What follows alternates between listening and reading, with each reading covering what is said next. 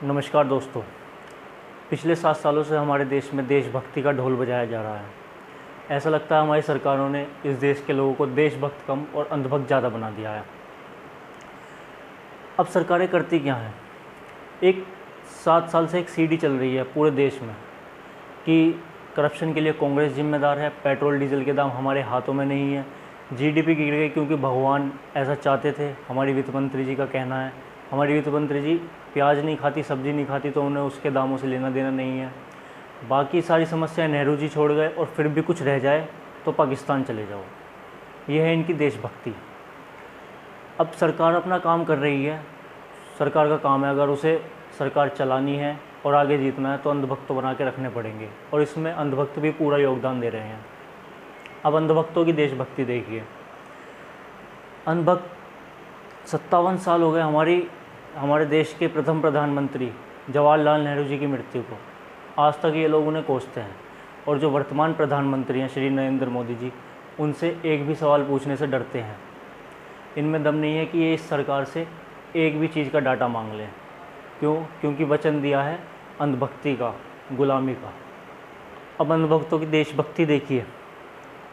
24 घंटे social media पे IT cell और व्हाट्सएप यूनिवर्सिटी के बनाए हुए मीम्स पढ़ेंगे, जिस पे हिंदू मुस्लिम का एजेंडा होगा। विपक्षी पार्टी के नेताओं का मजाक उड़ाया जाएगा, उसे शेयर करेंगे स्टोरी पे, फिर सोचेंगे हम देशभक्त हैं, हमसे बड़ा देशभक्त कोई है ही नहीं। इन्हें मतलब नहीं है देश के अनएम्प्लॉयमेंट रेट से, इन्हें मतलब नहीं है GDP से, इन्हें मतलब नहीं है जितने बिजनेसमैन बर्बाद हो गए, इन्हें मतलब नहीं है किसानों से, इन्हें मतलब नहीं है हमारे बॉर्डर, हमारी सीमाओं से। मतलब है सिर्फ कुछ अपनी मनपसंद पार्टी से। अब इंडियन अंधभक्तों को मैं बता देना चाहता हूँ, पिछले 7 साल में हमारे देश में जो अपने आप को सबसे बड़ी देशभक्त पार्टी BJP समझती है, 7 साल में 27 से ज़्यादा सरकारी कंपनियां बेच चुकी है। GDP माइनस में जा चुकी है, उसका तो कुछ लेना देना ही नहीं है आज के टाइम में लोगों को। अनएम्प्लॉयमेंट रेट 50 साल में सबसे ज़्यादा है। पेट्रोल डीजल 100 से ऊपर जा ही चुके हैं। लेकिन इन भक्तों में दम नहीं है कि ये एक सवाल भी सरकार से पूछ लें। इनमें दम नहीं है कि एक चीज़ का डाटा भी सरकार से मांग ले। क्यों? क्योंकि वचन दिया है गुलामी का। एक पार्टी जिसने इस देश को सुई से लेकर हवाई जहाज़ तक दिख दिया, वो पार्टी आज देशद्रोही हो गई। और वही दूसरी तरफ एक पार्टी जिसने हवाई जहाज़ से लेकर फाइनेंस कंपनी, एक इंश्योरेंस कंपनी तक बेच डाली, आज वो देशभक्त हो गई। मेरी उन लोगों से अपील है, कृपया अगर आपके बस की नहीं है सरकार से सवाल पूछना, अपने हक के लिए खड़े होना, अपने देश के ग्रोथ और उसे आगे बढ़ाने के लिए खड़े होना, तो मत करिए। लेकिन लोगों के बीच में नफ़रत मत फैलाइए, झूठ मत फैलाइए। ये बात हो गई अंधभक्ति की। अब आता हूँ मैं देशभक्ति पे। असल में देशभक्ति होती क्या है? जब एक किसान खेतों में खेती करने के लिए उतरता है, उसके लिए वो देशभक्ति होती है।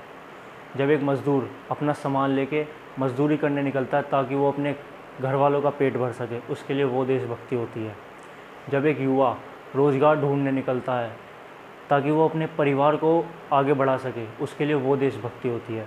जब एक सरकार अपने देश के बच्चों को शिक्षा दे, अपने देश के युवा को रोज़गार दे, अपने देश की सीमाओं को सुरक्षित रखे, अपने देश के किसानों के हित में सोचे, उसके लिए वो देशभक्ति होती है।